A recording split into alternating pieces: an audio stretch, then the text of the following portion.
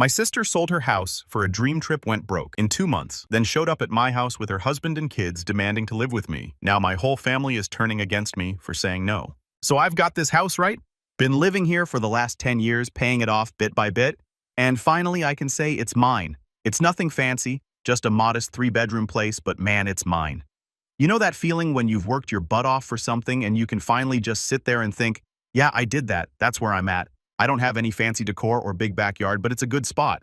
Comfortable, quiet, and most importantly, it's my space. It's where I can just chill without any stress. Then there's my sister Jenny. She's 29, married to this guy Alex who's 31. They're what you'd call the free spirit types. You know, the ones who are always talking about how everyone else is wasting their life in the grind, working boring 9-to-5s while they live their best life or whatever. They've always been like that ever since they got together, always planning some big dramatic escape from the rat race. Honestly, I didn't think they'd ever actually do it. I mean, everyone has these dreams of quitting their job and traveling the world, right? It's like a phase you grow out of when you realize bills exist, but not Jenny and Alex. Oh no, they're the kind of people who actually went through with it. They sold their house, their actual home where their 2 kids, Emma and Lucas, have lived their entire lives, and decided they were going to travel the world for a year. Yeah, you heard that right. They sold everything for a dream vacation thinking the market was booming and they'd made bank off the sale. They figured they'd use the money to live off work odd jobs here and there and stretch it out for a whole year just going from place to place. So I'm watching this all unfold from my little house and I'm thinking, okay, cool for them, but also this is a bad idea. They've got 2 kids to take care of. Emma's 7 and Lucas is 5. And traveling with kids isn't like backpacking through Europe on a whim. There's planning involved, but they just waved it all off saying they'd figure it out along the way. And I'm like, all right, whatever, it's your life. Fast forward a couple of months, and I'm chilling in my house, probably watching TV or something, when I get a call from Jenny. Now I haven't heard much from her since they left. Just the occasional Instagram post about how amazing life is, and some pictures of them eating weird food in random places. So I figure this call is going to be one of those like she's going to brag about how awesome everything is. But the second I pick up, I can tell something's off. Jenny sounds stressed, really stressed. And she starts talking about how things didn't go as planned. Apparently they blew through their money way faster than they expected. Like within 2 months they were pretty much broke. Turns out traveling the world is expensive. Who knew, right? They stayed in nice places, ate out at restaurants, and just lived it up like they had endless cash. But when you're not working and still spending that money doesn't last long, especially with 2 kids. Hostels and cheap Airbnb are all fun and games until you've got 2 tired, hungry kids who need a stable place to crash every night. Now they're stuck. They can't keep traveling because they've got no funds, but they also don't want to settle down and buy another house yet. So guess what? They ask if they can move in with me. Yep, Jenny, Alex, and their 2 kids all in my 3-bedroom house for get this 10 months. And here's the kicker. They want to stay rent-free. They didn't even offer to contribute, just a straight-up, hey, can we live with you for almost a year while we figure things out? I've got to admit, I didn't know how to respond at first. I mean, it's my sister. And yeah, I care about her, but this is my house, my space. I didn't work my butt off for 10 years just to let 4 extra people come in and take over the place. Plus, I've got a routine. You know, I like my peace and quiet. I can't even imagine what my house would be like with 2 little kids running around, not to mention the mess. So I tell her, look, Jenny, I love you guys, but this just isn't going to work. The house is too small, and I don't want that kind of disruption. I even offered to help them find an affordable rental nearby or pitch in some cash for a couple of months to help them get back on their feet. But no, that wasn't enough. Jenny gets pissed like immediately.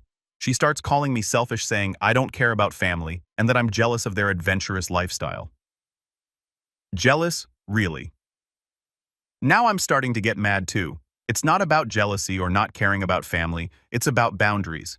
I don't owe them a place to live just because they made some dumb decisions and didn't think things through. I get that life doesn't always go as planned, but they sold their house without having a backup plan. And now they want to dump the consequences on me. And here's where it gets even better. After Jenny blows up at me, she gets our parents involved. Now my parents live in a tiny apartment, so they can't take in Jenny's family. But instead of understanding my side, they start pushing me to let them move in. My mom starts going on about how family helps family and that I should be more understanding of Jenny and Alex's situation. She tells me I don't understand the value of experiences and that I should be supportive. Supportive? I offered them support. I offered to help them find a rental or cover part of their expenses for a couple of months. But that's not enough. They want the whole package. Free rent my house and my space for almost a year. And the worst part is, they're not even planning to settle down. They're still talking about taking occasional trips if they find cheap deals. So basically, they want to live in my house rent-free while still being free-spirited travelers whenever they feel like it. How does that make any sense? So now I'm sitting here, trying to figure out how to deal with the fallout. Jenny's not talking to me, my parents are mad at me, and even some of our mutual friends are saying I'm being too harsh. But I don't think I'm in the wrong here. It's not like I'm kicking them when they're down. I offered to help in other ways. I just don't want them living in my house rent-free for 10 months. All right. So after that first awkward phone call with my sister Jenny, I kind of figured things were going to get weird. But I wasn't ready for just how messy it was about to become.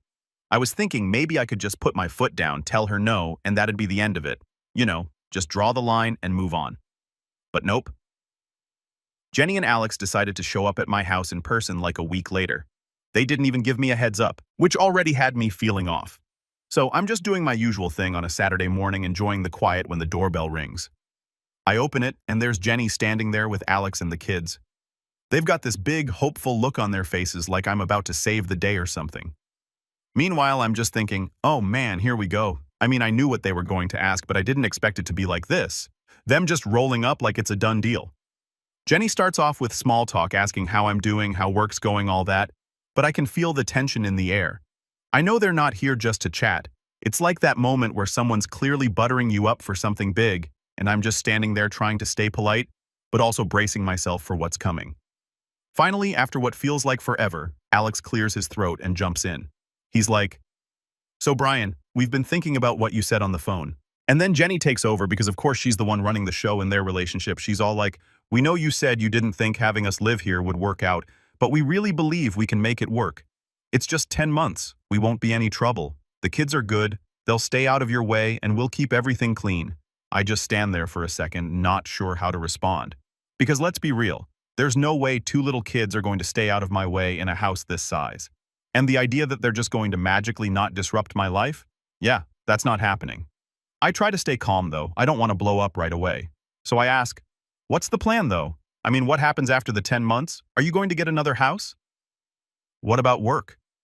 Jenny and Alex glance at each other like they haven't really thought this through.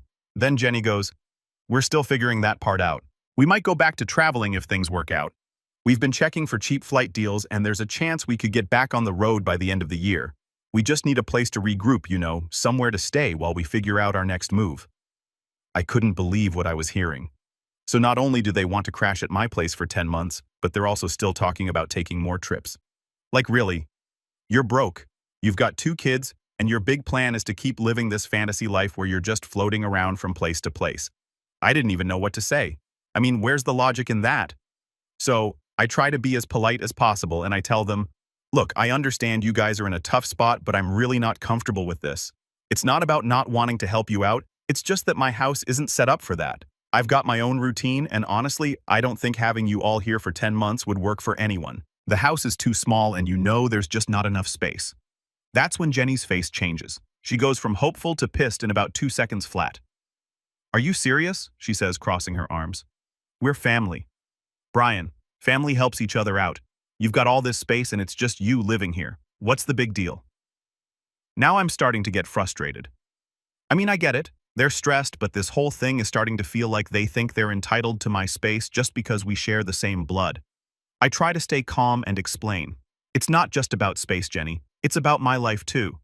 I've worked really hard to get this house and I need my own peace and quiet.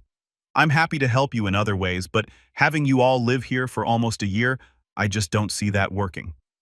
Alex finally jumps in, probably sensing that things are getting heated. He's trying to play peacemaker, saying, "Maybe we can work something out. What if we helped around the house? We could do chores, cook meals, whatever you need, and we'll be out during the day. You won't even notice we're here." But here's the thing. Of course I'd notice. 4 extra people living in my house. Yeah, I'm definitely going to notice. Plus, the idea of them being out during the day doesn't make any sense. They've got 2 small kids. Where are they even going to go? They're broke. It's not like they can afford to just take the kids on daily outings. I shake my head and say, "I appreciate the offer, but no, I just can't do it. I'm sorry." And that's when Jenny loses it. She starts ranting about how I've always been stingy and how I don't understand what it means to really live. She says I've never taken any risks, that I'm just a boring guy with a boring life, and that I'm probably jealous of their adventurous lifestyle. Yeah, she went there. Now I'm pissed. But I try not to let it show. I just say, Jenny, this isn't about me being jealous or anything like that. It's about boundaries. You guys made your choice to sell your house and live this lifestyle. That's fine, but now you're asking me to take responsibility for it, and that's not fair. She's not having it. We wouldn't be asking if we had any other option. You think we want to be here begging for help? No. But this is what family does, Brian. They help each other out when things get tough. I thought you, of all people, would get that. At this point, Alex just looks uncomfortable. He's not saying much anymore, just staring at the floor while Jenny continues to rant about how I'm selfish and heartless. She's talking about how they're inspired by their travels and how they don't want to settle for the typical suburban life. And all I can think is, yeah, but you need money for all of that, don't you? Finally, I just say, look, I'm sorry, but my answer is still no. I can't have you guys living here. It's just not going to work. They storm out after that, Jenny muttering something about how they'll figure it out without my help. And honestly, I'm relieved. I didn't want to keep arguing, but I can already tell this isn't the end of it.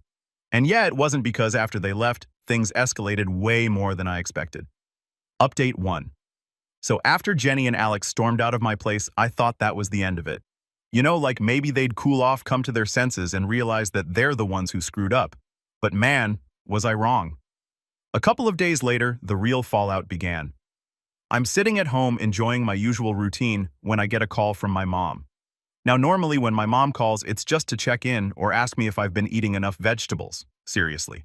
But I could tell right away that this call wasn't going to be one of those. She starts off with, Brian, I need to talk to you about Jenny. And that's when I know I'm in for a ride. Apparently, Jenny went straight to our parents after leaving my house. She gave them her whole sob story about how I refused to help them when they were down and out. And of course, she framed it in a way that made me look like the bad guy. My mom's voice is all disappointed, like I kicked a puppy or something, and she goes, I don't understand why you wouldn't help your sister, Brian. They're in a tough spot and family's supposed to help each other. I try to keep calm, but inside I'm already annoyed. I explained to her what really happened, how I offered to help them find a rental, even give them some money to get back on their feet, but they just wanted to move in with me for 10 months rent-free. I tell her how their whole plan was ridiculous, how they blew all their money without thinking things through, and now they expect me to bail them out. But my mom, of course, doesn't see it that way. They made a mistake, Brian. But they're still family. You have the space. It wouldn't be forever, just long enough for them to figure things out. Here's the thing, though. My mom's got this way of guilting you without even meaning to. She's not mean or anything, but she's always dropping these little comments that make you feel like you're failing at being a good son or brother. It's exhausting. But this time I wasn't having it. I told her straight up, Mom, I'm not doing it. I love Jenny, but she and Alex need to take responsibility for their choices. It's not my job to let them crash at my place because they didn't plan. She doesn't like that answer, but she lets it go for now. I think we're done with the conversation, but oh no, it's just getting started because the next day my dad calls. Now my dad's a different story. He's not the guilt trip type. He's more the tough love type, which means when he's mad you hear about it. He gets straight to the point. No sugarcoating. Brian, he says, I hear you've been giving your sister a hard time. I try to explain myself again, but he cuts me off, going on about how I'm being selfish and how I've always been the one who has it easy. Yeah, right. Like working my butt off for 10 years to pay off this house is easy. He starts ranting about how Jenny's always been the one taking risks, living her life to the fullest, and I'm just sitting here comfortable not doing anything exciting. He's basically saying I'm being a coward for not letting them stay, like I'm some kind of stick in the mud who doesn't understand what it's like to really live. At this point, I'm getting heated. I tell him, Dad, this isn't about being adventurous or not. It's about them making a bad decision and expecting me to clean it up. I worked hard for this house, and I'm not going to let them come in and take advantage of that. But he's not hearing it. He keeps going on about how I'm the one who's in the position to help and how I'm failing as a brother by not stepping up.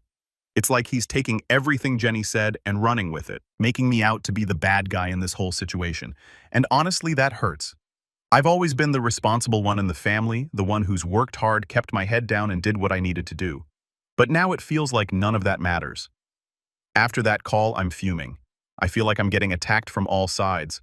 My parents are both mad at me, and Jenny's probably out there telling everyone I'm a heartless jerk. And guess what? That's exactly what's happening. A few hours later, I get a message from one of our mutual friends. Let's call him Tom. Tom's a good guy, but he's also friends with Jenny, so he's heard her side of the story. He texts me, "Hey man, what's going on with you and Jenny?" She says, "You're not letting her family stay with you even though they're in trouble." I explain my side to him, how it's not that simple, how they're asking for way too much, and how I've already offered other ways to help. And Tom, being the reasonable guy he is, listens. But then he hits me with, "Yeah, but it's just for a little while, right? You could tough it out for 10 months. It's family, dude." And now I'm just done. It's like everyone's forgotten that I have a right to say no, like my house isn't even mine anymore. It's just a resource that everyone thinks they're entitled to. I'm frustrated because no matter how I explain it, everyone seems to think I'm being unreasonable. They all keep acting like it's no big deal for me to let a whole family move in and turn my life upside down for almost a year. Then the final blow comes when Jenny herself texts me. It's not a long message, but it hits hard. She just says, "I can't believe you've turned your back on us. We really needed you." Now I'm sitting there staring at my phone feeling torn. Part of me feels guilty, like maybe I should have just given in to avoid all this drama. But another part of me is still standing firm. I know I'm not in the wrong here. It's not my fault they made bad choices. And it's not fair for them to dump their problems on me just because I have a house. Still, the guilt is eating away at me, and I'm starting to wonder if I could have handled things differently. Maybe I should have been softer in my response. Maybe I should have been more understanding. But at the same time, I know that giving in would have just enabled them to keep making these reckless decisions, thinking they can always rely on someone else to fix things. So yeah, now I'm stuck. My parents are mad at me, Jenny's pissed, and even some of our friends are questioning whether I did the right thing. And me, I'm just trying to hold on to the fact that I set a boundary for myself, even though it feels like the whole world is telling me I'm wrong for doing it. But this is far from over, because as much as I want to just walk away from all the drama, Jenny isn't done yet. Update 2. Alright, so after all the phone calls and texts, I'm thinking maybe things will just blow over if I ignore it for a bit. Maybe Jenny and my parents will calm down, realize I'm not the bad guy here, and we can all move on. But no, things didn't settle down. They escalated big time. It starts with my mom. She's still trying to play the mediator, calling me every couple of days, always saying, "Brian, you've got to help your sister. You don't know what it's like to be in her shoes. She's struggling, she's got kids." It's the same thing over and over. And every time I have to remind her that it's not about me not wanting to help, it's about how much they're asking. It's not like they're in danger of being homeless on the street. I offered help in other ways, but apparently nothing I say seems to get through. Then one evening I get a knock on my door. It's Jenny and Alex. No text or call beforehand, just showed up like everything's normal. I open the door, and there they are standing there with these tired, desperate looks on their faces. The kids holding on to Jenny's legs. I can tell right away this is about to be awkward. Jenny's holding some papers in her hand, and I'm already feeling that sinking feeling in my stomach, like I'm about to be dragged into something bigger than I expected. Jenny doesn't waste any time. "Brian, we need you to reconsider. This is serious. We've looked everywhere, and there's nowhere affordable for us to stay. The rentals are too expensive and we don't have the money to even put down a deposit." She waves the papers in front of me. They're printouts of apartment listings, most of them crossed out with red ink. I glance at them for a second, but I'm already thinking about how I'm going to respond. I'm not in the mood to argue, but it's clear they're not taking no for an answer. Before I can say anything, Alex speaks up. And this time, he's not the calm, quiet guy from before. He's frustrated, almost angry. "We've tried everything, Brian. We're out of options. You've got this house all to yourself and you're just sitting on it while we're struggling. You really can't let us stay for a little while." Now I'm getting irritated. I've already had this conversation a dozen times, and every time I say no, they just keep pushing. So I say, "I've told you guys before, I'm not comfortable with having 4 extra people in my house for nearly a year. I offered to help you find something else. I even offered money, but you're not listening. I can't let you move in. That's final." But Jenny, she's not backing down this time. She steps closer, and now her voice is shaking like she's on the verge of tears. "Brian, we have nowhere else to go. The kids are exhausted. We're exhausted. We're not asking for much, just a roof over our heads for a little while. We'll pay you back when we get back on our feet. Please, you're our last hope." I look at the kids, Emma and Lucas, and they're just standing there looking confused. They probably don't understand what's going on, and honestly, that makes me feel like crap. It's not their fault their parents made bad choices. But I can't let that guilt trip me into making a decision I'm going to regret. I've got to stand firm, or else this whole situation is going to turn my life upside down. So I take a deep breath and say, "I'm sorry, but I can't.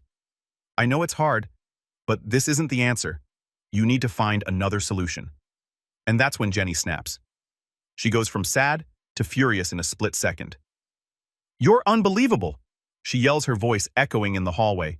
You're just sitting here living comfortably while your own family is suffering. I can't believe how heartless you've become. You've changed, Brian. You're not the brother I grew up with. Her words hit me like a punch to the gut, but I'm too angry to let them sink in. I fire back. I haven't changed. You're the one who's acting entitled, thinking you can just show up and expect me to bail you out because you didn't plan ahead. I didn't make this mess, you did, and now you want me to fix it for you. That's not how this works. The argument spirals from there. Alex jumps in saying I've always been the selfish one in the family, that I've never been there for them when they needed me. He's bringing up stuff from years ago, random things that don't even matter anymore, like how I didn't lend him money for some side business idea he had back in the day. It's like they've been holding on to all this resentment, waiting for the perfect moment to throw it in my face. At this point, we're all shouting over each other and the kids are crying. It's a disaster. I'm standing in my own doorway getting accused of being the worst brother on the planet. And all I can think is, how did it get to this? Finally, I just say, enough.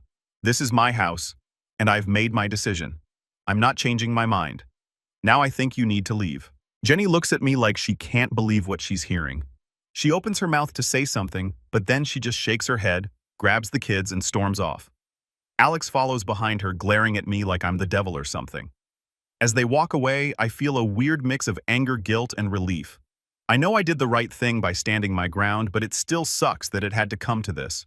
I watch them get into their car and drive off, and for a minute, I just stand there wondering what's going to happen next. I can't help but think that this isn't the end of it, that there's more drama on the way. And guess what? I was right, because later that night, my phone blows up with messages from family members. Turns out Jenny went full-on drama mode and told everyone what happened. She's making it sound like I kicked them out into the streets like they've got nowhere to go. And I'm sitting here laughing about it. My aunt, my cousins, everyone is texting me saying stuff like, how could you do this to Jenny and the kids? You've got a big house and they just need a place to stay. It's like they've all bought into this story that I'm some kind of villain hoarding my house while my sister suffers. And no matter how many times I try to explain my side, no one's listening. They're all just repeating the same thing. Family helps family. By the end of the night, I'm exhausted. I've spent hours defending myself, but it feels like no one cares. Jenny's managed to turn everyone against me, and now I'm the bad guy in this whole mess. But here's the thing. I'm still not budging. I'm not going to let them guilt me into doing something that's going to make my life miserable. I know I did the right thing even if no one else sees it that way. I just have to figure out how to survive the fallout. Update 3. So after the whole family explosion and the messages coming at me from all angles, I was ready to just disconnect for a while, like turn my phone off, lock the doors, and wait for the storm to pass. But no, of course, things weren't going to calm down. If anything, they were about to hit a whole new level of ridiculous. A couple of days go by, and I haven't heard directly from Jenny or Alex, which I guess should have been a relief, but honestly, it made me feel like something big was brewing. You know that quiet before a big argument? That's what it felt like. I could just tell that they weren't done with me yet. Sure enough, one morning I wake up to find this massive post on Facebook that Jenny wrote. And of course it's public, so everyone and their dog can see it. She's going off about how some people in the family, obviously me, have abandoned her in her time of need. How she and her kids are basically one step away from being homeless, and how all they wanted was a little support from someone who's in a position of privilege. The post is full of dramatic language talking about how certain family members are selfish and don't understand the importance of helping each other out when things get tough. And yeah, the comment section, it's a total mess. People are jumping in saying how heartless it is to turn away family, how they can't believe someone would do that to their own sister. I'm reading all this and just feeling my blood boil because these people don't even know half the story. They're just eating up whatever Jenny is feeding them. And suddenly, I'm public enemy number 1. What's worse is that a bunch of our extended family is in the comments too. My aunt, who I haven't spoken to in years, is chiming in with, I always knew Brian was selfish. Like this is some known fact about me. My cousins are sharing the post and suddenly I'm getting notifications left and right about how I need to step up and do the right thing. At this point, I'm fuming. I try to calm down and think rationally, but the more I scroll through the comments, the angrier I get. It's like no matter how much I've explained my side to people, Jenny's managed to twist the story so that I look like the villain. And honestly, it's working. I'm losing the public battle here, so I make a decision. I'm not usually the type to air my dirty laundry online, but this has gone too far. If Jenny's going to drag me through the mud on Facebook, I'm going to set the record straight. I type out a long post in response explaining my side of the story, how I offered to help Jenny and Alex in other ways, how they're the ones who demanded to live rent-free for nearly a year, and how I simply can't accommodate them because it's unreasonable. I mentioned that they've been irresponsible with their money, that they've been trying to guilt-trip me into giving up my house, and how this whole situation is their fault, not mine. I hit post and wait, and man, did the fireworks start. Immediately, people are commenting on my post. Some siding with me saying it's not my responsibility to take in Jenny and her family. Others, of course, are still backing Jenny, saying I'm being too harsh and that family should stick together no matter what. It's turning into this full-blown argument in the comments section, with people going back and forth defending one side or the other. Jenny, of course, sees my post and flips out. She starts messaging me directly, calling me every name in the book: selfish, heartless, arrogant. She says I'm destroying the family and that she can't believe I would embarrass her like this in front of everyone. The irony of her saying that after she dragged me publicly first is just too much. I try to keep my cool and respond calmly. I tell her that she left me no choice, that I had to defend myself after she blasted me on Facebook, but she's not hearing any of it. She's too wrapped up in her own narrative, convinced that she's the victim here. Eventually, she blocks me on Facebook like we're teenagers or something, which is honestly fine by me. Less drama I have to deal with. But just when I think things might finally start to die down, I get a call from my dad. Here we go again, right? He's not yelling this time, but his voice is low and serious, which is worse in a way. He's disappointed. He says he saw the whole thing on Facebook and he's upset that I took it public. He's mad that I didn't just handle it privately and that now the whole family is divided.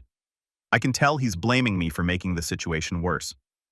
But I try to explain that I was backed into a corner, that Jenny started this whole thing by attacking me first. But no matter what I say, he's not happy. He starts talking about how I need to make things right, how family is the most important thing, and how it's not too late to offer Jenny and Alex a place to stay. He says, if I do that, maybe things can go back to normal. And here's where I finally snap. I tell him, Dad, I'm not doing it. I'm not going to let them live with me, and I'm done apologizing for it. I've done nothing wrong. They made their choices, and now they have to deal with the consequences. I'm not their safety net, and it's not my job to fix their problems. He goes quiet for a moment, and I can tell he's shocked. I don't usually stand up to him like this, but I'm done. I'm not going to let them guilt me into doing something I don't want to do just to keep the peace. Finally, he sighs and says, I hope you know what you're doing, Brian. Then he hangs up. After that, things go quiet. Jenny still blocked me on social media, and my parents aren't really talking to me either. It feels like the whole family is in this weird, tense standoff waiting for someone to make the next move. But here's the thing. I'm not making the next move. I've done my part. I've stood my ground, and I'm not backing down. It sucks that things had to turn out this way. I never wanted to fight with my family, but at the same time, I know I did the right thing. I set a boundary, and I stuck to it, even when it felt like the whole world was against me. And yeah, maybe the family dynamic is messed up now, and maybe things won't go back to the way they were. But honestly, I'm okay with that, because at least I know I'm living on my own terms, in my own house, without anyone trying to guilt me into giving that up. And that, for me, is worth all the drama in the world.